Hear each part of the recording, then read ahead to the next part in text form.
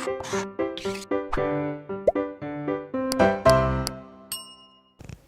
Students, welcome back to blueprint digital. आज की इस वीडियो में हम प्रति प्रवाह विनिमय यानी कि काउंटर करंट एक्सचेंज यानी कि मूत्र का सांद्रण यानी कंसंट्रेशन ऑफ यूरिन के बारे में पढ़ेंगे।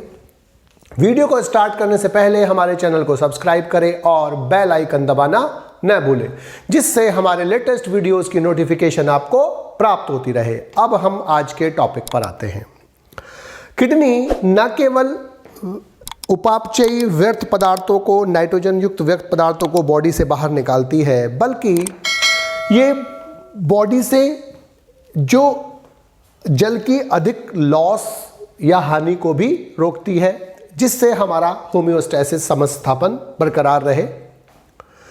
किडनी बॉडी के जो फ्लूइड होते हैं, बॉडी के जो तरल है, उनके बैलेंस को बरकरार रखते हैं और इसके लिए लूप ऑफ हेनले यानी कि हेनले लूप सबसे अधिक उत्तरदायी होते हैं, रेस्पॉन्सिबल होते हैं। और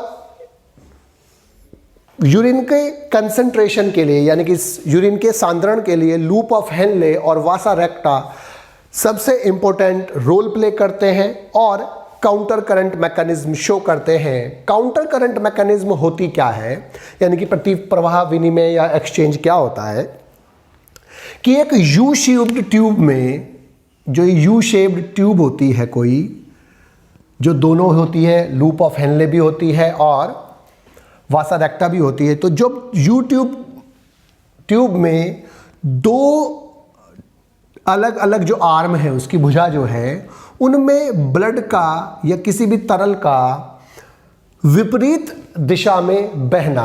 अब ये दो आर्म्स है, ये माना डिसेंडिंग आर्म है और ये असेंडिंग आर्म है।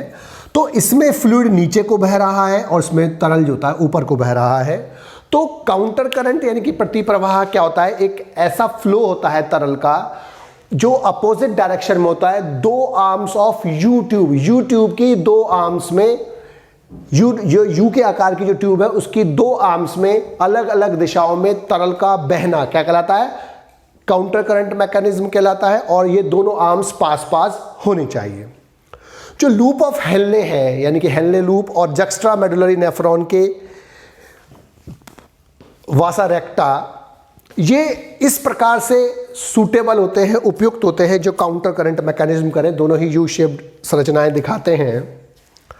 लूप ऑफ हेनले जो होते हैं, यहाँ पर ये लूप ऑफ हेनले हैं, ये जो प्रेजेंट होते हैं, ये हाइपरटोनिक मेडुला में प्रेजेंट होते हैं। यानी कि जो यहाँ पर मेडुला है वो कैसा होता है, हाइपरटोनिक होता है, अति परासरी होता है, क्योंकि यहाँ पर जो ऑस्मोलिटी होती है वो 12 मिली ऑस्मोल तक पहुँच जाती है, जो कॉर्टेक्स में 300 होती है। 300 से यहाँ पर 1200 मिली ऑस्मोल तक पहुँच जाती है।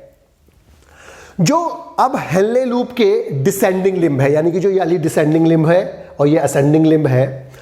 तो जो डिसेंडिंग लिम्ब है हेनले लूप की, तो वो लूप ऑफ हेनले जब मेडुला में प्रेजेंट होते हैं तो इसकी जो डिसेंडिंग लिम्ब होती है वो जल के लिए परमिएबल होती है, पारगम्य होती है, लेकिन इम्परमिएबल होती है, अपारगम्य होती है इलेक्ट्रोलाइट्स के लिए, अर्थात इलेक्ट्रोलाइट्स में से पास नहीं हो सकते। इसीलिए जल इसमें से निकलकर बाहर आता है फिल्ट्रेट से, और फिल्ट्रेट जो होता है वो सांद्रण होता है इसका, यानी कंसंट्रेटेड हो जाता है वाटर। लेकिन इंटरस्टिशियल फ्लूइड यानी कि जो मेडुला में जो फ्लूइड है, तरल है यहाँ पर, उसको डाइल्यूट तरल नहीं बना पाता, यानी कि उसको तनु नहीं बना पाता है। क्यों नहीं बना पाता? क्योंकि ये वाटर जैसे ही बाहर आता है इसमें से निकलकर हेनले लूप से, ये तुरंत ही पिक कर लिया जाता है, तुरंत ही ले लिया जाता है वासा रेक्टा के द्वारा। यानी कि जैसे ही वाटर निकलकर बाहर आता है डिसेंडिंग लिम्ब से, लूप ऑफ हेनले से, वो बाहर आने के बाद मेडुला जो बाहर का जो फ्लूइड है, बाहर का जो तरल है, उसको तनु नहीं बना पाता, क्योंकि वो ascending limb of vasa recta के द्वारा तुरंत ही ले लिया जाता है। अब जो असेंडिंग लिम्ब है, लूप ऑफ हेनले जो ऊपर को जा रही है ये वाली, अब ये इससे उल्टी होती है। ये जल के लिए पारगम्य थी, जल के लिए लगभग अपारगम्य, इलेक्ट्रोलाइट्स के लिए पारगम्य है। यानी कि यहाँ से अब जल नहीं निकलेगा और electrolytes Na+, Cl-, NaCl, potassium आदि निकल सकते हैं। तो ascending limb of loop of Henle अब यहां पर इम्परमिएबल है जल के लिए, लेकिन परमिएबल होती है इलेक्ट्रोलाइट्स के लिए, और पार्शियली परमिएबल होती है, आंशिक रूप से परमिएबल होती है यूरिया के लिए। असेंडिंग लिम्ब जो है लूप ऑफ हेनले के, वो बहुत ज़्यादा NaCl बाहर निकालते हैं मेडुला में, और जिससे ये मेडुला और ज़्यादा सांद्रित हो जाता है, उनका सांद्रण और बढ़ जाता है, इसकी सांद्रता और बढ़ जाती है। जो पार्ट है NaCl का वो descending limb of vasa recta के द्वारा प्राप्त कर लिया जाता है, जिससे ये असेंडिंग लिम्ब में जल को बाहर निकाल सके। NaCl वापस आ जाता है मेडुला में by ascending limb of vasa recta, vasa recta के असेंडिंग लिम्ब से ये वापस आ जाता है। NaCl के साथ साथ जो मेडुला की जो सांद्रता है, जो ऑस्मोलारिटी है, वो यूरिया के द्वारा भी, कलेक्टिंग ट्यूब्यूल से यूरिया निकलकर भी, यहां से यूरिया निकलकर वो उसको बढ़ा देती है। ऑस्मोलारिटी जो होती है इंटरस्टिशियल फ्लूइड की, जो तरल है वहां पर, वो 300 मिली ऑस्मोल से बढ़कर 1200 मिली ऑस्मोल तक पहुंच जाता है पर लीटर। और जैसे ही फिल्ट्रेट पास होता है आउटर कॉर्टेक्स से इनर मेडुला में नीचे आता है, कलेक्टिंग ट्यूब्यूल्स में, ये PCT और DCT जो होते हैं, ये वाटर लूज करता है बाहर की तरफ, और वाटर लूज करने के लिए, वाटर को निकालने के लिए ADH हार्मोन आवश्यक होता है। इसीलिए ये हाइपर ऑस्मोटिक हो जाता है पुनः, और जो ऑस्मोलिटी होती है वो इसकी दोबारा से 1200 मिली ऑस्मोल तक पहुंच जाती है। तो कंसंट्रेशन बढ़ाने के लिए, यूरिन की कंसंट्रेशन को बढ़ाने के लिए, उसमें से जल निकालने के लिए या उसको सांद्रित करने के लिए 3 ट्रिप ली जाती हैं यहाँ पर। पहली, सबसे पहले descending limb of loop of Henle में, जब नीचे की तरफ descending limb of loop of Henle होता है तो यहाँ पर जल का लॉस होता है।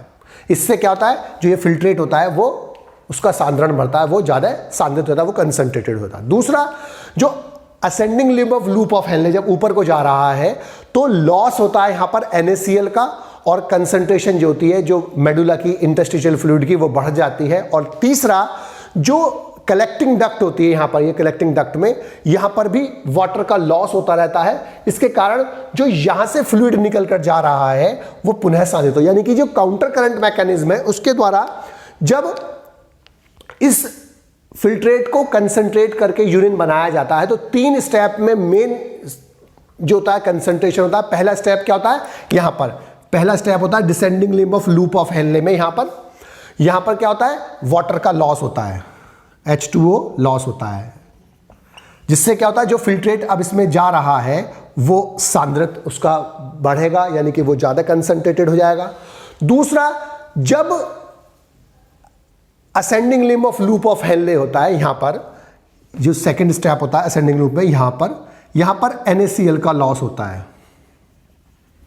अब जब NaCl का लॉस होता है और कंसंट्रेशन जो होती है इंटरस्टिशियल फ्लूइड की बढ़ जाती है, यहां पर होगा तो जो मेडुला है, इस मेडुला का जो सांद्रता है वो बढ़ेगी। और तीसरा, जब जो कलेक्टिंग डक्ट होती है, ये वाली कलेक्टिंग डक्ट में, यहां पर भी जल का लॉस होता है, जल बाहर निकलता है इसमें से, तो यहां पर तीसरे नंबर पर कलेक्टिंग डक्ट में अब लॉस ऑफ वाटर हो रहा है, यहां से जल का लॉस हो रहा है। इन 3 जगह पर अब जो यूरिन होता है उसको कंसंट्रेट किया जाता है काउंटर करंट मैकेनिज्म में। पहला कहां पर, डिसेंडिंग लिम्ब में जल का लॉस होता है, असेंडिंग लिम्ब में NaCl का लॉस होता है, और तीसरा फिर कलेक्टिंग डक्ट में जल का लॉस होता है, जिससे यूरिन जो होता है वो अब कंसंट्रेटेड होकर बाहर निकलता है। यहाँ पर कंसंट्रेशन कॉर्टेक्स में कम होती है और मेडुला में यहाँ पर ज़्यादा हो चली जाती है, और जो सॉल्ट है वो बाहर निकलते हैं, जल है वो बाहर निकलते हैं अकॉर्डिंग टू द नीड। तो यहाँ पर पहला लॉस होता है जल का, तो 3 ट्रिप लेते हैं।